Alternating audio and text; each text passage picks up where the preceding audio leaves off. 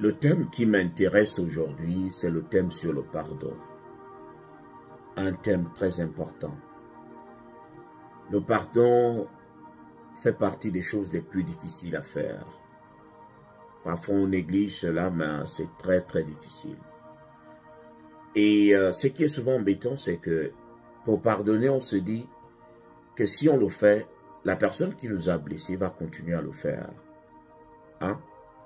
Et deux, si on le fait, la personne va certainement se moquer de nous, va se dire qu'on est faible, qu'on ne peut pas supporter, qu'on ne peut pas rester ferme sur notre position. C'est aussi mal connaître le pardon. Parce que le pardon ne veut pas dire qu'on veut que la personne revienne vers nous pour nous blesser. Non. Le pardon ne veut pas dire qu'on a oublié ce qui s'est passé.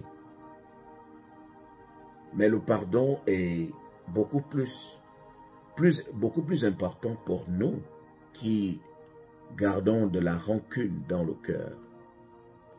Parce que cette même rancune, au lieu de nous libérer, nous tue à petit feu. Quelqu'un t'a certainement volé de l'argent ou t'a escroqué. La personne t'a certainement trompé. Vous étiez dans une relation amoureuse. La personne t'a trompé et tu lui souhaites le malheur, le pire malheur du monde. Mais tu vas remarquer que plus tu souhaites le malheur à cette personne, mieux elle se porte. C'est-à-dire tu lui souhaites le mal, mais tu as l'impression que sa vie s'améliore au fur et à mesure que toi tu gardes la haine contre lui. Et plus tu vois cela, plus ça te fait mal et plus ça te tue à petit feu. Parce que tu te poses la question de savoir pourquoi Dieu le laisse sans le punir. Et pourtant, tu fais des prières pour cela. Rien ne va lui arriver aussi longtemps que tu vas toujours prier contre son bonheur. Parce que le pardon dont on parle ici, c'est celui qui doit te libérer toi-même. Le pardon ne veut pas dire que tu vas accepter qu'il vienne encore te blesser. Mais c'est juste pour libérer ton cœur parce que ton cœur a besoin des ondes positives. Ton cœur a besoin d'espace.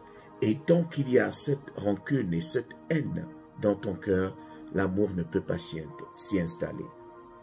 Tu as besoin de beaucoup d'amour. Moi, j'ai toujours utilisé une technique lorsque quelqu'un me fait quelque chose de mal, je retiens la leçon. C'est-à-dire, j'améliore ma façon de me comporter envers les gens, surtout si je vois que quelqu'un a pris l'avantage sur moi, il a abusé de ma confiance, je vais, au lieu de m'en plaindre, au lieu de passer toute ma vie à me plaindre, à me morfondre, je vais dire, bon, je vais faire les choses un peu autrement. Voilà ce que j'ai fait la première fois que la personne a abusé de ma confiance. Maintenant, je vais utiliser une autre technique pour mieux me protéger parce que je suis d'abord la personne la plus importante. Je me protège d'abord avant de protéger les gens. Donc, le pardon que je vais lui accorder, ce n'est pas un pardon qui va faire en sorte que j'oublie, mais c'est juste un pardon qui va me libérer de lui, qu'il refasse sa vie. Si toi et moi, on était en relation et que tu as fait quelque chose de mal, je vais te libérer.